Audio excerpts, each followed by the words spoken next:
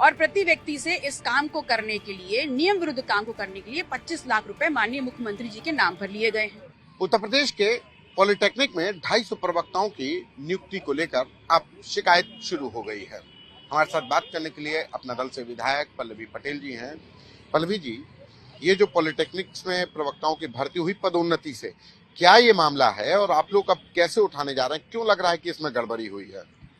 देखिए, पॉलिटिक्स में जो नियम है वो सीधे सीधे ये है कि एचओडी पद के लिए, विभागाध्यक्ष पद के लिए यूपीएससी द्वारा सीधे भर्ती होगी एआईसीटी के नॉर्म्स को पूरा करते हुए। इसमें कोई भी पदोन्नति वाला नियम है ही नहीं। लेकिन जो रिपोर्ट आई है, जो शिकायतें आई हैं, उसमें सीधे सीधे 250 लोगों को लेक्चरर पोस्ट से पदोन्नति करते हुए एचओडी बनाया गया है और प्रति व्यक्ति से इस काम को करने के लिए, नियम विरुद्ध काम को करने के लिए 25 लाख रुपए माननीय मुख्यमंत्री जी के नाम पर लिए गए हैं। और तब लिए गए हैं जब एडेड पॉलिटेक्निक, जो माननीय मुख्यमंत्री जी के गोरक्षपीठ में भी चल रहे हैं, वहां पर इसी नियम एआईसीटी के नॉर्म्स को और यूपीएससी द्वारा सीधी सीधे भर्ती करी गई है। तो मेरा सवाल ये है कि क्या जो गोरक्षपीठ में जितने भी एडेड पॉलिटेक्निक्स चल रहे हैं, उनके लिए नियम अलग हैं और उत्तर प्रदेश के बकाया पॉलिटेक्निक्स के लिए नियम अलग हैं? ये घोटाला जो हुआ है, ये पिछड़े समाज नौजवानों जो अपनी योग्यता के आधार पर इन अवसरों पर नॉर्म्स को फॉलो करते हुए नियुक्ति पाते, चयनित होते, उनके अवसरों की लूटमार हो गई है।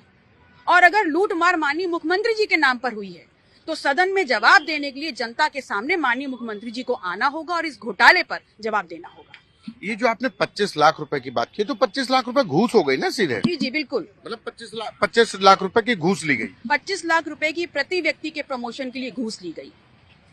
और ये जो भर्तियां हुई हैं या पदोन्नति हुई है, गोरखपुर में जो पॉलिटेक्निक थे उनको छोड़ करके वहाँ पे नियमों का पालन हुआ? जी जी, उन पे नियमों का पालन हुआ है। और बाकी उत्तर प्रदेश के कितने पदों पर ये भर्तियां हुई हैं? 250 पदों पर। 250 पदों पर। और तो नियम क्या कहते हैं और ये नियमों की अनदेखी कैसे हुई, अगर साधारण भाषा में समझे तो?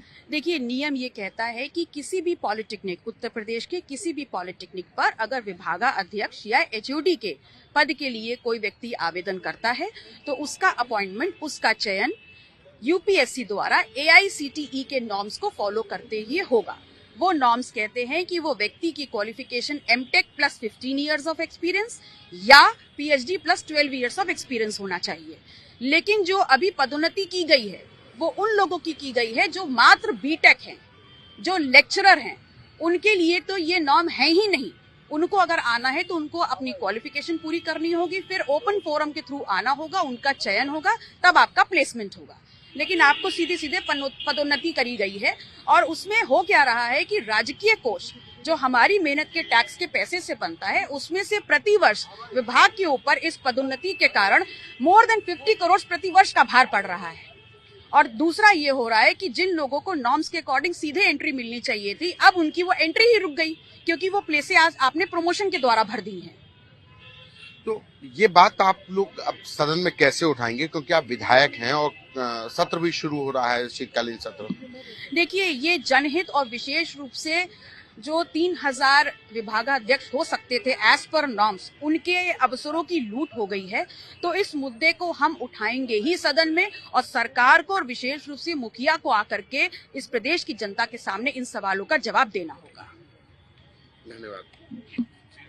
ये अपना दल की विधायक पल्लवी पटेल, जिनका कहना है कि उत्तर प्रदेश के पॉलिटेक्निक में जो प्रवक्ताओं की भर्ती हुई या पदोन्नति करके उन पदों को भरा गया, उसमें घोटाला हुआ है और घोटाले के साथ साथ उसमें घूसखोरी का भी आरोप पल्लवी पटेल लगा रही हैं। कैमरा पर्सन संजय के साथ संतोष कुमार,